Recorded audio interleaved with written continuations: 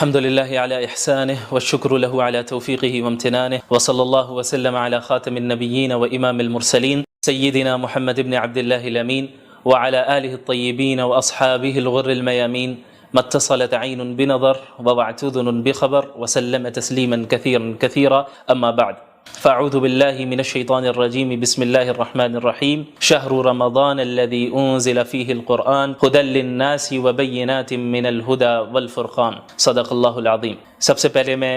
علماء channel team کا شکر گزار ہوں کہ انہوں نے مجھے اپنے اسٹوڈیو میں مدعو کیا تاکہ ایک اہم ٹاپک کے متعلق آپ حضرات کے سامنے مختصر سی گفتگو کر سکوں۔ رمضان مبارک کا جو مہینہ ہے، اس کی جو برکتیں ہیں اور اس کی جو فضیلتیں ہیں، ان سے ہر ایک مسلمان واقف ہیں۔ آپ صلی اللہ علیہ وسلم کی احادیث میں اور اس سے پہلے خود قرآن کریم میں اس مبارک مہینے کی فضیلتوں کو بیان کیا گیا ہے۔ جہاں اس مبارک مہینے کی مختلف فضیلتیں ہیں، انہی میں سے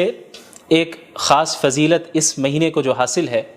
وہ یہ ہے کہ قرآن کریم کے نزول کی ابتدا اسی مہینے میں ہوئی۔ اسی لیے قرآن کریم میں اللہ رب العالمین نے سورۃ البقرہ میں فرمایا کہ رمضان کا مہینہ ہے جس میں قرآن کریم کو نازل کیا گیا، جو کہ تمام انسانیت کے لیے ہدایت نامہ ہے۔ تو ہمیں اس آیت سے معلوم چلا کہ رمضان کے مہینے کا قرآن کریم سے اور قرآن کریم کا رمضان کے مہینے سے ایک گہرا تعلق ہے، ایک گہری نسبت ہے۔ اس نسبت کو سمجھنے کے لیے ہمیں قرآن کریم کے نزول کے مقصد کو سمجھنا ہوگا کہ آخر قرآن کریم کے نزول کی ضرورت ہی کیا تھی، اور اللہ رب العالمین نے اپنے آخری نبی محمد الرسول اللہ صلی اللہ علیہ وسلم پر اس مبارک کلام کو کیوں نازل کیا۔ اس کا جواب بھی قرآن کریم میں ہی موجود ہے۔ اللہ رب العالمین نے فرمایا کتاب انزلناہ الیک مبارک لیدبروا آیاتہ ولیتذکر اولو الالباب، کہ یہ وہ مبارک کتاب ہے جسے ہم نے نازل کیا تاکہ لوگ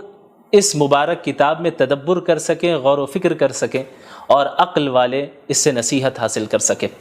ان ھذا القرآن یہدی للتی ہی اقوم،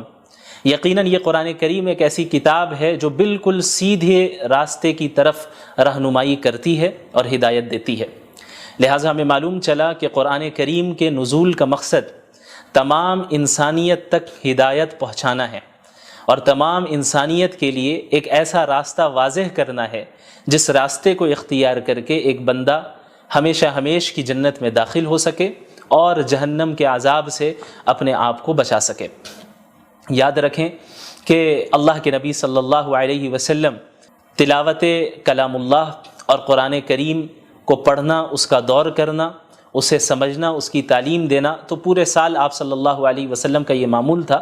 لیکن رمضان المبارک میں مزید اہتمام کے ساتھ آپ صلی اللہ علیہ وسلم اس عمل کو انجام دیتے، یہاں تک کہ حضرت جبریل علیہ السلام ہر سال رمضان کے مہینے میں آپ صلی اللہ علیہ وسلم کے پاس تشریف لاتے اور قرآن کا دور ہوتا، اور آپ صلی اللہ علیہ وسلم کی زندگی کا جو آخری رمضان تھا، اس میں حضرت جبریل علیہ السلام کے ساتھ اللہ کے نبی صلی اللہ علیہ وسلم نے 2 مرتبہ قرآن کریم کا دور کیا۔ تو قرآن کریم کا نزول اسے پڑھنے، سمجھنے اور اس سے ہدایت حاصل کرنے کے لیے ہوا ہے، اور کسی بھی کتاب سے فائدہ اسی وقت ہم حاصل کر سکتے ہیں، خصوصاً قرآن کریم سے ہدایت ہم اسی وقت حاصل کر سکتے ہیں کہ جب ہم قرآن کریم کو سمجھیں، قرآن کریم کو پڑھیں، سمجھیں، صرف تلاوت تک ہی ہم اکتفا نہ کریں۔ اسی لیے اللہ تعالیٰ نے انبیاء علیہم الصلاۃ والسلام، خصوصاً محمد الرسول اللہ صلی اللہ علیہ وسلم کے متعلق سورۃ الفرقان میں یہ بات بھی اللہ رب العالمین نے بیان فرمائی کہ وقال الرسول یا رب ان قوم اتخذوا هذا القرآن مہجورا۔ اللہ کے نبی صلی اللہ علیہ وسلم قیامت کے دن شکایت کریں گے اللہ رب العالمین سے کہ یا اللہ، اے میرے رب، میری قوم نے قرآن کریم کو چھوڑ دیا۔ ظاہر ہے کہ کوئی بھی مسلمان یہ نہیں چاہے گا کہ اللہ کے نبی صلی اللہ علیہ وسلم اس کے متعلق اللہ رب العالمین سے شکایت کرے،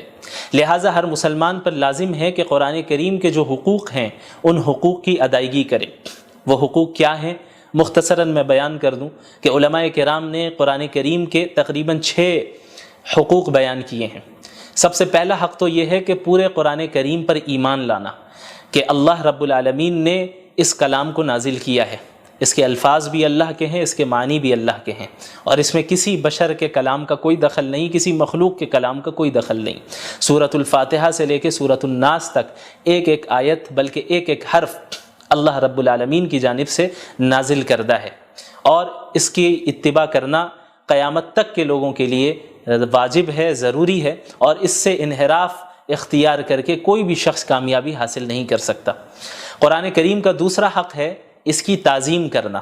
کہ چونکہ یہ ایک مقدس کتاب ہے، یہ اللہ کا کلام ہے، یہ کسی عام انسان کا کلام نہیں ہے، کسی مخلوق کا کلام نہیں ہے، یہ اللہ رب العالمین کے ڈیوائن ورڈز ہیں، یہ اللہ رب العالمین کے الفاظ ہیں، اس کے معنی ہیں، اور اس کی طرف سے نازل کردہ کلام ہے۔ لہٰذا اس کلام کی اس طرح تعظیم کی جائے جس طرح تعظیم کرنا رسول اللہ صلی اللہ علیہ وسلم نے ہمیں سکھایا ہے۔ اسی طرح قرآن کریم کا جو تیسرا حق ہے وہ قرآن کریم کی تلاوت کرنا ہے، چاہے قرآنی آیتوں کا مطلب سمجھ میں آ رہا ہو یا نہ آ رہا ہو، یہ ایک مستقل عبادت ہے، اور یہ ایک مستقل قرآن کریم کا حق ہے کہ ہم قرآن کریم کی تلاوت کریں، جیسا کہ قرآن کریم میں اللہ رب العالمین نے انبیاء علیہ الصلاۃ کی بعثت کے مقاصد کا ذکر کیا، رسول اللہ صلی اللہ علیہ وسلم کی بعثت کے مقاصد کا ذکر کیا، تو وہاں پہ اللہ کے نبی صلی اللہ علیہ وسلم کے متعلق اللہ نے فرمایا یتلو علیہم آیاتی، کہ وہ قرآن کریم کی آیتوں کو تلاوت کر کے سناتے ہیں، اس کی تعلیم بھی دیتے ہیں اور اس کی تلاوت بھی کرتے ہیں۔ تو تعلیم کو الگ ذکر کیا گیا اور تلاوت کو الگ سے ذکر کیا گیا، جس سے معلوم چلتا ہے کہ قرآن کریم کی تلاوت کرنا، چاہے وہ سمجھ میں آئے یا نہ آئے، یہ ایک مستقل عبادت اور یہ قرآن کریم کا ایک مستقل حق ہے۔ اسی طریقے سے قرآن کریم کا جو چوتھا حق ہے اور بہت اہم حق ہے وہ ہے قرآن کریم کو سمجھنا،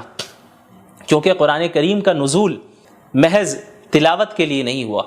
قرآن کریم کا نزول محض رقیہ کرنے کے لیے نہیں ہوا، قرآن کریم کا جو نزول ہوا ہے وہ اس میں تدبر کرنے کے لیے ہوا ہے، جیسا کہ اللہ نے فرمایا کتاب انزلناہ الیک مبارک لیدبروا آیاتہ، کہ ہم نے اس مبارک کتاب کو آپ پر نازل ہی اس لیے کیا ہے تاکہ لوگ اس میں تدبر کریں، غور و فکر کریں۔ لہٰذا یہ ہر مسلمان کی ذمہ داری ہے کہ اپنے رب کے کلام کو سمجھیں، سیکھیں، اور خصوصاً رمضان المبارک میں قرآن کو پڑھنے، اس کی تلاوت کرنے اور اس کو سمجھنے کا اہتمام کریں، کثرت کے ساتھ کریں، چونکہ اس مہینے کا قرآن کریم سے بڑا گہرا تعلق ہے۔ اسی طرح قرآن کریم کا جو چوتھا حق ہے وہ ہے قرآن کریم پر عمل کرنا، چونکہ دین اسلام محض ایک آئیڈیالوجی نہیں ہے، محض ایک فکر نہیں ہے، یا کوئی فلسفہ نہیں ہے کہ جسے کسی نے پیش کر دیا اور جس کا عملی زندگی سے کوئی تعلق نہیں ہے، بلکہ قرآن کریم ایک پریکٹیکل زندگی گزارنے کی ہدایت کرتا ہے اور اس میں رہنمائی کرتا ہے کہ ایک مسلمان اپنی زندگی کو کس طرح گزارے، ایک انسان اپنی جلوت کو اور اپنی خلوت کو کس طرح گزارے، پبلک لائف اور پرائیویٹ لائف میں کس طرح لوگوں کے ساتھ معاملات کریں، اس کا اللہ کے ساتھ کس طرح تعلق ہو، اس کا اپنے نفس کے ساتھ کس طرح تعلق ہو، ان ساری چیزوں کے متعلق قرآن کریم رہنمائی کرتا ہے۔ لہٰذا یہ ضروری ہے کہ ہم قرآن کے اس پانچویں حق کو بھی ادا کریں، جو کہ ہے قرآن کریم پر عمل کرنا، قرآن کریم پر عمل کرنا۔ اور جب ایک انسان قرآن کریم پر عمل کرے گا، اسی کے متعلق اللہ رب العالمین نے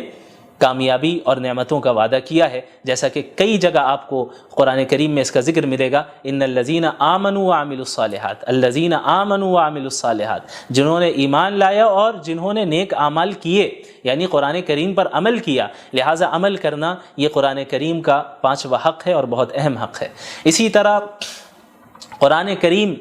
کا جو چھٹا حق ہے جو کہ علماء کرام نے بیان کیا ہے، اور یہ بھی بہت اہم ہے، ان حقوق میں سے ہر ایک حق اپنی جگہ پہ اہمیت کا حامل ہے اور ان سب کو ادا کرنا ضروری ہے۔ جو چھٹا حق ہے قرآن کریم کا وہ ہے اس قرآن کریم کی تبلیغ کرنا۔ یا ایھا الرسول بلغ ما انزل الیک من ربک، یہ حکم سب سے پہلے اللہ رب العالمین نے محمد الرسول اللہ صلی اللہ علیہ وسلم کو دیا، اور محمد الرسول اللہ صلی اللہ علیہ وسلم کے واسطے سے تمام امت مسلمہ کو دیا۔ اللہ رب العالمین نے فرمایا کہ اے رسول، آپ کے رب کی طرف سے جو کچھ آپ پر نازل ہو رہا ہے اس کی تبلیغ کریں،